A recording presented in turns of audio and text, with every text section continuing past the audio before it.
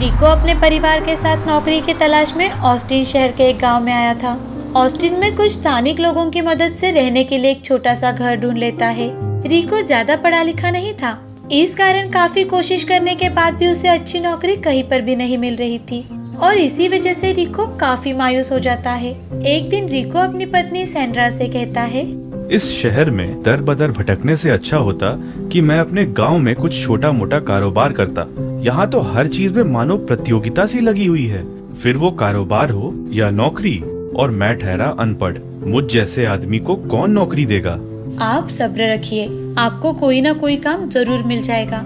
आपकी क्षमता को मैं अच्छी तरह से जानती हूँ, ईश्वर पर विश्वास रखिए। काम और मुझे, ये शहर पढ़े लिखे लोगों का है, यहाँ पर मुझ जैसे लोगों के लिए कोई काम नहीं। मुझे कुछ समझ में नहीं आ रहा है कि मैं क्या करूँ। अगर ऐसी ही हालत रही तो हमें गांव वापस जाना पड़ेगा। अगर नौकरी नहीं मिलेगी तो हम लोग अपना ही कुछ न कुछ काम शुरू कर लेंगे। पर हम लोग क्या काम शुरू कर सकते हैं? हमारे पास तो इतनी लागत भी नहीं है कि खुद का कोई व्यापार शुरू कर सके। गांव की खेती बाड़ी बेचकर ही तो हम यहाँ आए हैं। क्यों ना हम डोसा बनाकर बेचने का काम शुरू करें। इस काम में ना ही तो ज्यादा लोगों की जरूरत है और ना ही ज्यादा लागत की। हाँ, ये सही कहा तुमने। इस काम में न ही पैसों की जरूरत है और न ज्यादा लोगों की। चलो आज से ही हम इस काम का श्री गणेश करते हैं। रिको और उसकी पत्नी सैंड्रा मोहल्ले के कोने पर ठेला गाड़ी लगाते हैं और डोसा बनाना शुरू कर देते हैं। भाई और बहनों, आइए आइए, गर्मा गर्म डोसा खाइए। सैंड्रा की आवाज सुनकर कुछ ग्राहक उनके ठेले पर आते हैं और डोसा बनाने के लिए कहते हैं, लगता है आपने आज ही नई ठेला गाड़ी लगाई है। आपको इससे पहले इस मोहल्ले में कभी नहीं देखा। जी हाँ, आज ही लगाई है। कैसे दिया एक डोसा? 50 रुपए का एक डोसा है मैडम। आज पहला दिन है तो इसीलिए आज हम किसी से पैसे नहीं लेंगे। बस आप डोसा खाइए और बताइए कि कैसे बना है। रिको ग्राहकों को फटाफट से डोसा बना कर देता है। ग्राहक उसे बड़े ही चाव से खाते हैं। लोगों को डोसा बहुत ज्यादा पसंद आता है। वाओ, ये तो बहुत ही अच्छा है। आपके हाथों से बनाया हुआ डोसा किसी 5 स्टार होटल से कम नहीं है। मुझे खुशी है कि आपको मेरा बनाया हुआ डोसा पसंद आया। अगर आपको मेरा डोसा अच्छा लगा तो हमें दोबारा सेवा का मौका दें। हाँ हाँ बिल्कुल, मैं तो अपने दोस्तों को यहाँ जरूर लाऊंगी। अगले दिन से रिको के ठेले पर ग्राहकों की भीड़ लगना शुरू हो जाती है। रिको का डोसा बहुत से लोगों को पसंद आने लगा था और इसी कारण कुछ ग्राहक तो वहाँ पर हर रोज आने लगे। सैंड्रा, तुम्हारी डोसा बेचने की तरकीब की तो मैं दाद देता हूँ। मुझे अंदाजा भी नहीं था कि हमारा व्यापार इतनी जल्दी तेजी पकड़ लेगा। अब हम लोगों को वापस गांव जाने की कोई जरूरत नहीं। हाँ, और कुछ पैसे इकट्ठा करके हम खुद की दुकान के बारे में भी सोच सकते हैं। पता नहीं इस मनहूस के हाथों में क्या जादू है जो हमारे 5 स्टार होटल का डोसा छोड़कर इसके छोटे से ठेले पर खाने जाते हैं। जल्दी से कुछ करना पड़ेगा वरना ये मेरा धंधा भी बंद करवाएगा। होटल का मालिक ईर्ष्या के कारण रिको के ठेले को बंद करवाने की तरकीब सोचने लगा और दूसरी ओर रिको के ठेले पर इतनी ज्यादा भीड़ लग जाती है कि उसके डोसा बनाने की सारी सामग्री देखते ही देखते खत्म हो जाती है। मुझे माफ करना भाइयों, आज मैं आपको डोसा नहीं खिला सकता। मेरी सारी सामग्री खत्म हो चुकी है, पर कल से मैं ज्यादा सामग्री लेकर आया करूँगा। रिको उस दिन अपने कमाए हुए पैसे लेकर अपनी पत्नी के साथ घर चला जाता है। अब कल से हमें और ज्यादा मेहनत करनी होगी। आज अतिरिक्त सामग्री की कमी के कारण ग्राहक आज बिना डोसा खाए ही चले गए। अगर रोज रोज ग्राहक खाली हाथ जाएंगे तो हमारे व्यवसाय पर काफी असर पड़ेगा। अगले दिन रिको डोसे की बहुत सारी सामग्री लेकर ठेले पर जाता है और डोसा बनाने लगता है। उसकी अच्छी बिक्री होते देखकर बाकी के दुकानदार उसके दुकान का सामान यहाँ वहाँ फेंक देते हैं और उसके ठेले को भी हानि पहुँचाते हैं। पर रिको इन सब की परवाह किए बिना अपने काम में वापस से तन्मयता से जुट जाता है। कहते हैं ना कि अगर किसी को आपसे ईर्ष्या होने लगती है तो वो लोग पहले आपकी बुराइयां करते हैं, फिर आपकी नकल और अंत में आपसे लड़ते हैं, लेकिन फिर भी जीत तो आप ही की होती है।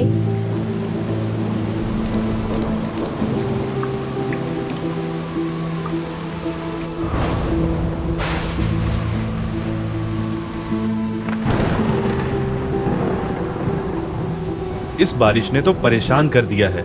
2 बार से चूल्हा जलाने का प्रयास कर रहा हूँ पर दोनों बार असफल रहा। अब घर लौटने के अलावा और कोई विकल्प नहीं।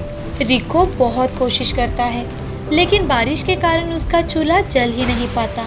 वो उदास हो जाता है और मायूस होकर अपने घर वापस जाने लगता है। ये सब देखकर बाकी दुकान वाले बहुत खुश हो जाते हैं।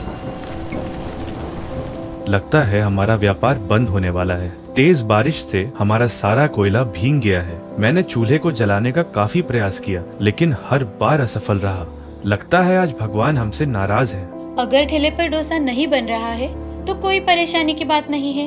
अब हम घर से ही डोसा बनाकर ले जाएंगे। अगले दिन रिको घर से ही डोसा बनाकर ठेले पर ले जाता है, पर डोसा रास्ते में ही ठंडा हो जाता है और बारिश में भीगने की वजह से डोसे का आकार और टेस्ट बिल्कुल ही बिगड़ जाते हैं। इसलिए ग्राहक वो डोसा पसंद नहीं करते। सभी ग्राहक बिना डोसा खाए ही चले जा रहे थे।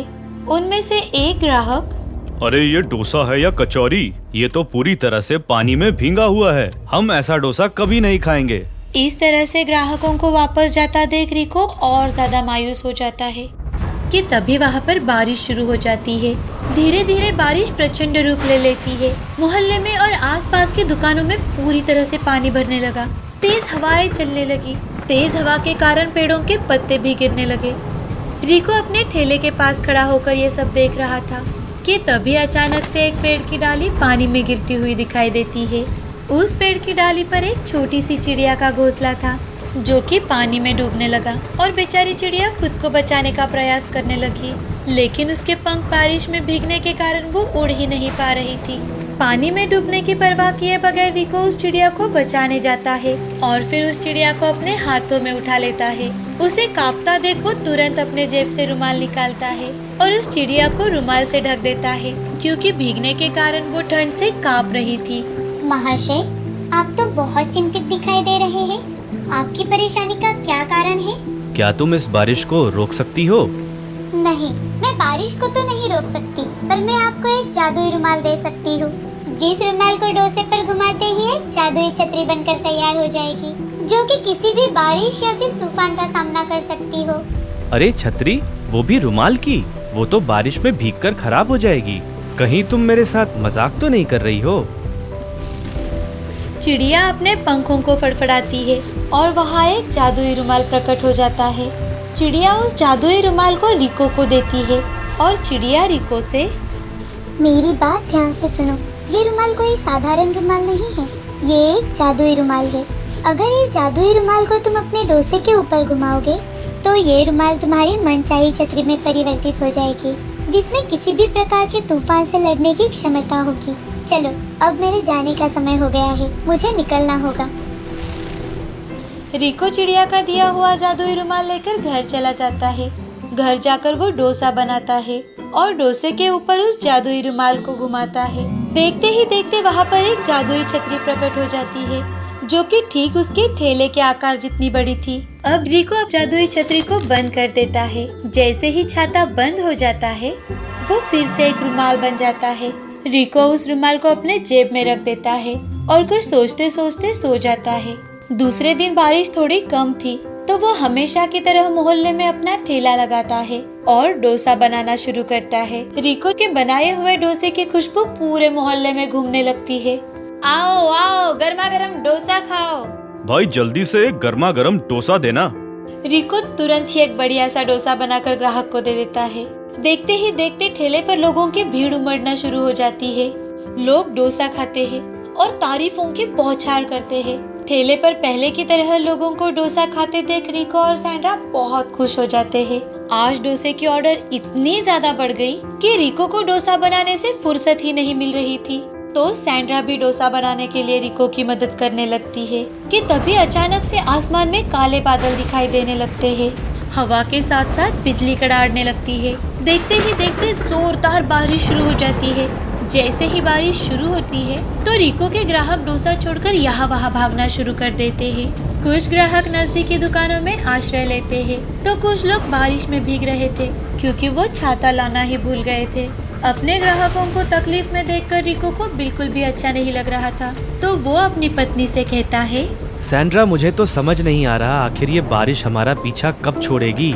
आज भी हमारे सारे ग्राहक वापस लौट गए। अगर ऐसा ही हाल रहा तो हमें अपना व्यवसाय बंद करना होगा। रिको, याद करो कि हमारे पास क्या है। हमारे पास वो जादुई छतरी है। जल्दी से उसे निकालो और उसका प्रयोग करो। और अपना काम शुरू करो। अरे हाँ, ये बात तो मैं भूल ही गया था। इतना कहकर रिको जादुई रुमाल को निकालकर डोसे पर घुमाता है और तुरंत ही वहाँ पर जादुई छतरी खुल जाती है, जिसे देखकर सारे के सारे लोग फिर से रिको के ठेले पर गर्मा गर्म डोसा खाने के लिए भीड़ लगा देते हैं। डोसे की तारीफ करते करते एक ग्राहक, रिको कहाँ से मिली ये चमत्कारी छतरी? काश हमारे पास भी होती ऐसी जादुई छतरी, तो हम डोसा खाकर आराम से बिना भीगे घर जा पाते। अच्छा ठीक है, मैं कुछ करता हूँ। रिको जादुई रुमाल को डोसे पर घुमा देता है तो वहाँ पर ढेर सारी छतरियाँ आ जाती है। अपने ग्राहकों को बारिश में भीगता देख रिको सबको छतरियाँ बांटता है।